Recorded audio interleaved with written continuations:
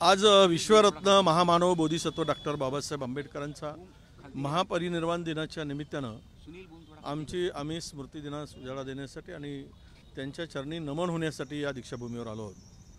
ज्या लाखो करोडो लोकांना बाबासाहेबांनी उधारले, ज्या शोषित पीडित दलित आदिवासी ओबीसींना उभं करण्याचं काम, माणूस म्हणून उभं करण्याचं काम, जगण्याचं काम बाबासाहेबांनी दिलं आणि जगातील सर्वोत्कृष्ट अशी संविधान रूपी घटना या देशाला बाबासाहेबांनी दिली। त्यामुळेच या देशातील लोकशाही चंद्रसूर्य असेपर्यंत नांदणार ही ताकद या देशातील लोकशाहीमध्ये निर्माण झाली। या महामानवास, जगातील सर्वात बुद्धिवंत अशा महामानवास विनम्र श्रद्धांजली अर्पण करत असताना मी एकच संदेश या महापरिनिर्वाण दिनाच्या निमित्तानं भारतातील आणि महाराष्ट्रातील जनतेला देऊ इच्छितो की बाबांनो, आपण सर्व मिळून या देशातील संविधानाचं रक्षण करूया, या देशातील संविधान टिकवूया। या देशातील संविधान जर टिकला तर हा देश टिकेल, या देशातील लोकशाही टिकेल। नाहीतर आपण संविधान रूपी ग्रंथास जर आपण रक्षण करू शकलो नाही तर मात्र या देशामध्ये लोकशाही टिकवणं मुश्किल होईल। तुम्ही आम्ही सर्वांनी मिळून ही लोकशाही समर्थ करण्यासाठी बाबासाहेबांनी दिलेला संविधान रूपी ग्रंथ हाच याची जोपासना करू, याला टिकवू, याचं रक्षण करू। हीच खरी श्रद्धांजली आज महापरिनिर्वाण दिनाच्या निमित्तानं ठरेल असाही विश्वास या निमित्तानं मी या देशातील महाराष्ट्रातील जनतेला देतो आहे।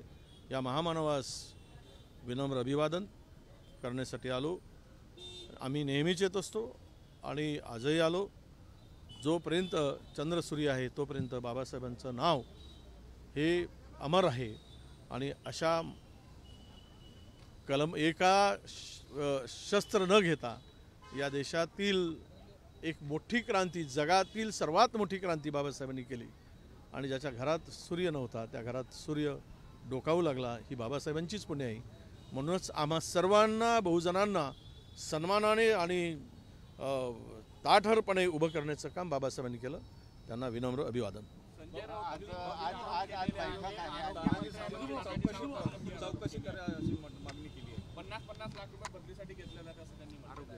नाही, ते तर खूप मोठे प्रकरण आहेत। विधानसभेत आम्ही पुन्हा काढू।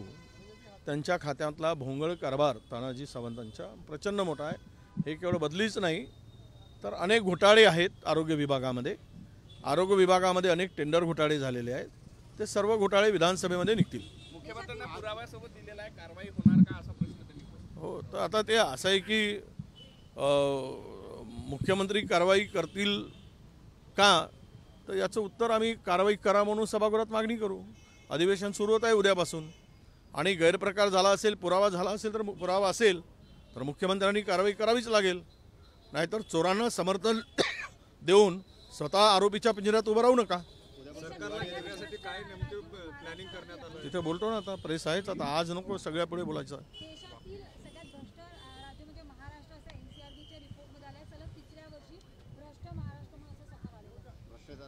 नाही, आम्ही तर नेहमीच सांगत असतो, हे सर्व मिळून तिजोरीची ओपन लूट करतायत। अनेक प्रकरण आहेत, भ्रष्टाचाराने कळस गाठलेला आहे। कुठलंही काम पैशाशिवाय होत नाही आणि मंत्री पैशाशिवाय काम करत नाहीत। हे सगळं उघड आहे, हे कुठेच लपून राहिलं नाही। बरं, टक्केवारी इतकी मोठी वाढवून टाकली की आता ही टक्केवारी 20% वर गेली। म्हणजे 20 टक्केवारी घेणारा महाराष्ट्र हा आता देशातील अनेक राज्यामधला एक राज्य झालेला आहे आणि अनेक ठिकाणी तर काम न करता बिलं काढून खाल्लेली आहेत। एक टेंडरची कास्ट जर 100 असेल तर त्या कॉन्ट्रॅक्टरला धरून त्याची कास्ट 300 कोटी रुपयांपर्यंत नेऊन वरचे वर 200 कोटी रुपये गहाळ करण्याचं काम अनेक ठिकाणी झालेलं आहे। त्याचे पुरावे आहेत, ते सभागृहामध्ये मांडू। धन्यवाद।